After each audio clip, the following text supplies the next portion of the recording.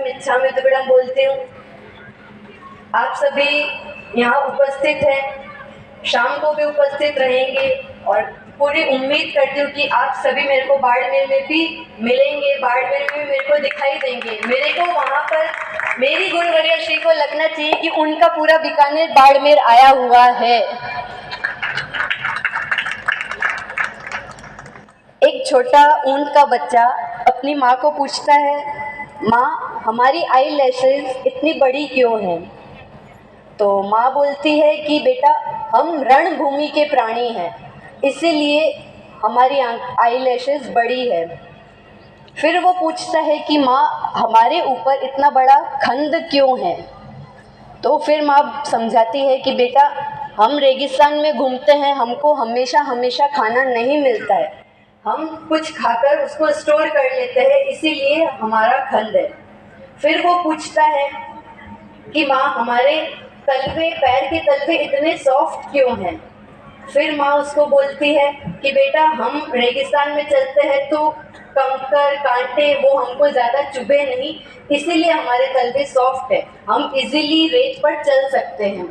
फिर वो एक लास्ट क्वेश्चन पूछता है कि माँ जब हमारी संरचना ऐसी है तो हम जू में क्या कर रहे हैं? आप लोगों को लगता नहीं है कि हम सभी की सिचुएशन, मैं जब संसार में हूँ अभी तक, तो हम सभी की सिचुएशन भी कुछ ऐसी है। हम दिन रात दौड़ते हैं, किस लिए दौड़ते हैं? किस लिए दौड़ते हैं? आप दौड़ते ही नहीं, आप बैठे रहते हो पूरे दिन घर पे।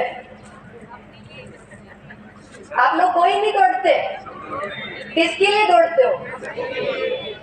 2 वक्त की रोटी के लिए दौड़ते हो, पैसे कमाने के लिए दौड़ते हो।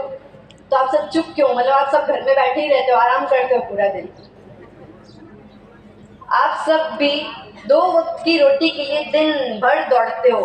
आपको ये नहीं समझ आता कि मैं मेरे लिए टाइम कब निकालूं, मैं आराम से कब बैठूं, मैं मेरे परिवार के साथ कब बैठूं, ये कोई नहीं सोचता है।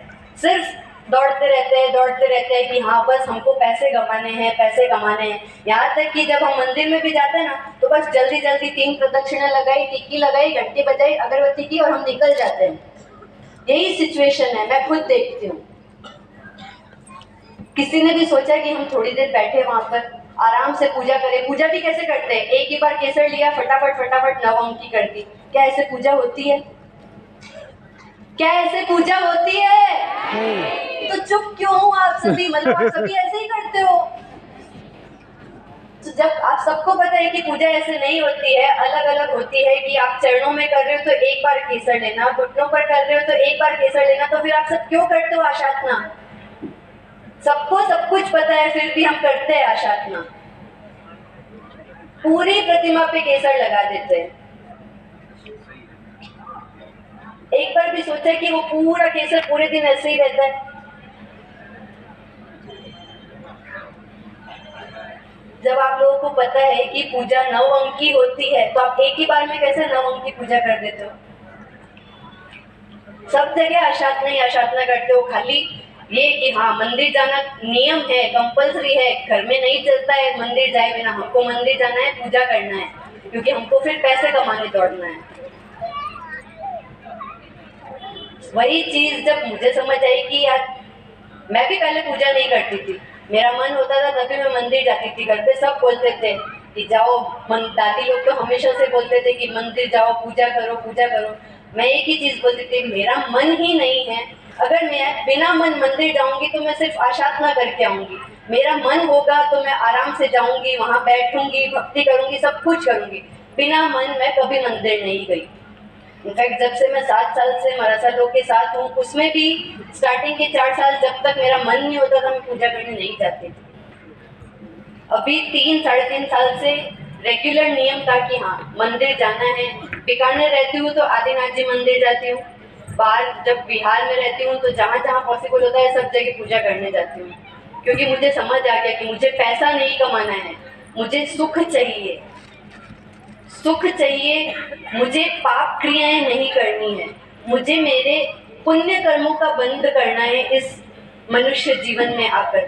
जब मैं पुण्य कर्मों का पुण्य कर्म अर्जित करूंगी, तभी कहीं ना कहीं मेरे कर्म क्षय होंगे, कर्मों की निर्जरा होगी। अगर मैं पाप पे करती जाऊंगी तो मुझे नहीं पता कि अगला भव मेरा कहाँ पर होगा, तिर्यंश में होगा, नरक में होगा, कहाँ पर होगा। आप सबको भी पता है कि यही चीज है कि अगला जन्म आप लोगों को भी नहीं पता है कहाँ पर मिलने वाला है, फिर भी हम पाप क्रियाएं दिन प्रतिदिन हर क्षण करते हैं। मैं 100% तो नहीं, लेकिन हाँ 99.99% संयम जीवन लेने के बाद पाप क्रियाएं मेरे से नहीं होगी। 100% कोशिश करूंगी। 0.01% कभी पैदल चलने में कुछ आशात ना हो जाए, कभी मुंह से कुछ अपशब्द या कभी कुछ भी हो जाए, उसकी गारंटी तो मैं भी नहीं ले सकती, क्योंकि जीवा पर कंट्रोल इतनी आसानी से नहीं होता है।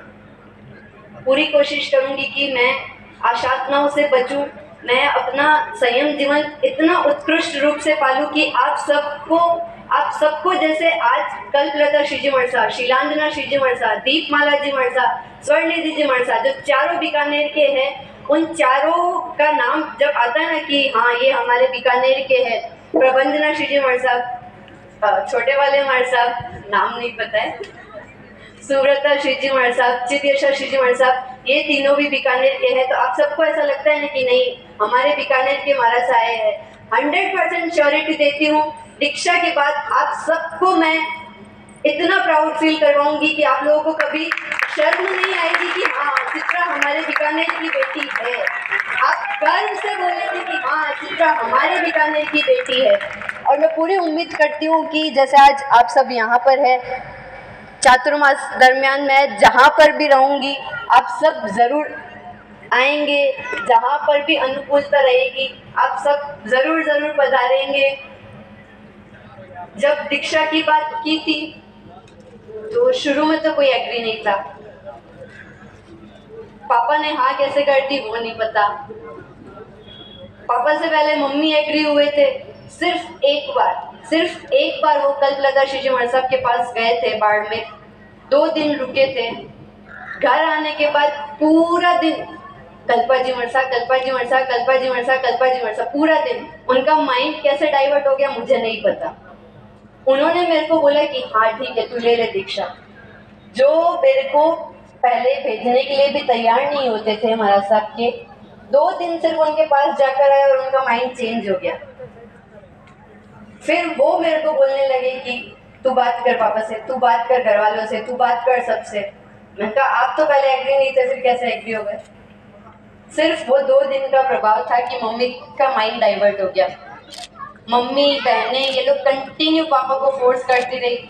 मैं कल्याण भूमि यात्रा पर गई थी, तब मेरे को यही था कि हाँ घर पे बात तो करनी है। वाराणसी पहुंचने वाले थे हम लोग, उससे 1 दिन पहले पापा को फोन किया था कि आप घर में सबसे बात करो। मेरे को दोपहर तक वापस फोन आता है कि मैंने घर में सबसे बात कर ली, कोई हाँ नहीं बोल रहा है। उनका सबसे बात कर ली, बोले हाँ सबसे बात कर ली, कोई एग्री नहीं है, सबने अभी 2 साल का वेट बोला है। ठीक है, मैंने कहा कि अगर आपकी परमिशन हो तो मैं घर वालों से बात करूँ। तो बोले कि ठीक है कर ले। मैंने कहा मैं पक्का बात कर लूँगी, मैं पक्का मना लूँगी। बोले हाँ ठीक है। मैंने एक करके पहले मेरे दादियों को फ़ोन लगाया, बुआ दादी को फ़ोन लगाया, बस 5 को ही फ़ोन लगाया था। मैंने कहा पापा को आपने मना क्यों किया? बोले तो किस चीज़ के लिए? मैंने बोला दीक्षा के लिए। बोले पापा का फ़ोन आए तो हम मना करेंगे ना, पापा ने तो हमको फ़ोन ही नहीं किया है। मैंने कहा पापा तो सबको, मेरे को तो यही बोल रहे कि 500 ने मना कर दिया कि दीक्षा नहीं देनी है। मैंने कहा पॉसिबल है ही नहीं कि वो लोग मेरे को मना कर दे, क्योंकि वो लोग खुद धर्म ध्यान में इतना जुड़े हुए, इतनी तपस्या करते हैं कि, और 100% श्योर थी कि दादी लोग तो मना नहीं करने वाले। तो एक करके मैंने सारी दादी से बात की, उनको कन्विंस किया। मैंने बोला कि पापा फ़ोन नहीं करेंगे, आप पापा को फ़ोन करके बोल दो कि हाँ तो दीक्षा की परमिशन दे दे। उसके बाद भी कुछ नहीं हुआ, 2-3 दिन तक ऐसे ही चला। फिर सडनली शिखर जी थे उस दिन रात को, चाचा